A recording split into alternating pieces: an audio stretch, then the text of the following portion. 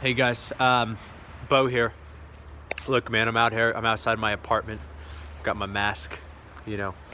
So you guys already know pretty much about the outbreak, the coronavirus, and I'll just tell you guys what I know. And from being in the city where we've had confirmed cases of people infected and even some deaths from people that have moved up here for the Chinese holiday that are returning home to Dalian from Wuhan.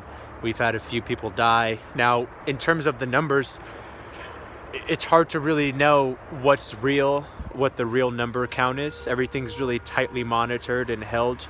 And obviously the information coming out to the general public could be coming late. It could be falsified. I mean, you really just don't know the transparency level of something like this to avoid widespread panic, what kind of numbers we're getting. All I know is I'm standing outside my apartment, and if you guys look in the back, I mean, it's just really quiet. And if you go anywhere around, it's like this also. Everyone's staying inside. You can feel the fear in the air. You can feel everyone's masked. If you're fortunate to get one, they're all sold out. You can't even buy them. You can't even buy them on Amazon. They've purchased, dried out the entire U.S. market for these masks. You can't buy them here in China. Taiwan has made it illegal to sell them to China because they want to protect their own citizens, which is smart. But you can really feel how tense it is in this, and the energy. Everybody's just avoiding. Everyone's frightened. Nobody knows what to do or what the real deal is with this outbreak. And it is scary. Wuhan was quarantined, as you guys know. From what I've heard today, actually, is that Dalian, which is the city I'm in Dongbei, in Liaoning, in the far northeast, this city's been declared a level 1 emergency. I'm not sure entirely what that means on a scale, like if that's the worst or the best. I don't know how far that is from being quarantined, but I know that it means that the government has their eyes, and they're redirecting their resources to Dalian, in a preventative means, hopefully to prepare or to prevent any further outbreaks happening up here.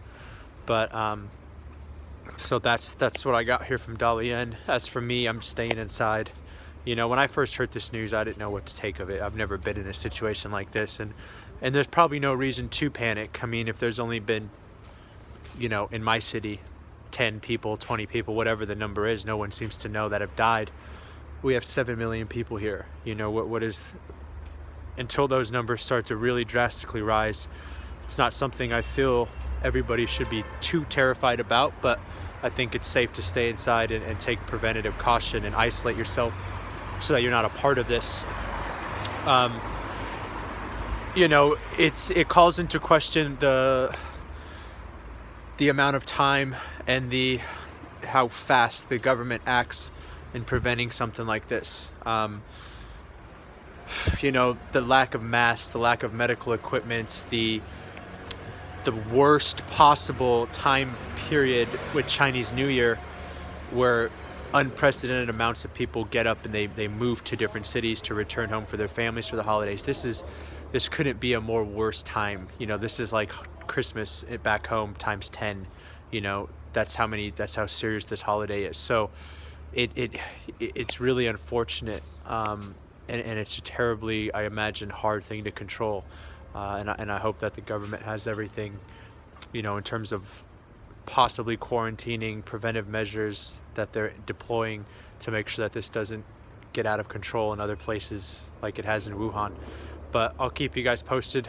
Hopefully this is nothing and it'll all be done, in a couple days, and we'll get some good reports. But until then, guys, stay safe. If you're in China and you're a foreigner, make sure you're staying in touch with your Chinese colleagues, finding out what's happening. It's very difficult for us if we don't read Chinese or speak the language to really know. And as well, if we're coming from different government countries where you get more communication, you get more live press coverage, and for us, it's very difficult for us to kind of understand just the threat level, because we are not Chinese and we do not really know how the government operates with this, and we can't speak the language. So, guys, I'll keep you posted as we go along, but I'm gonna get back inside now and stay warm. See ya.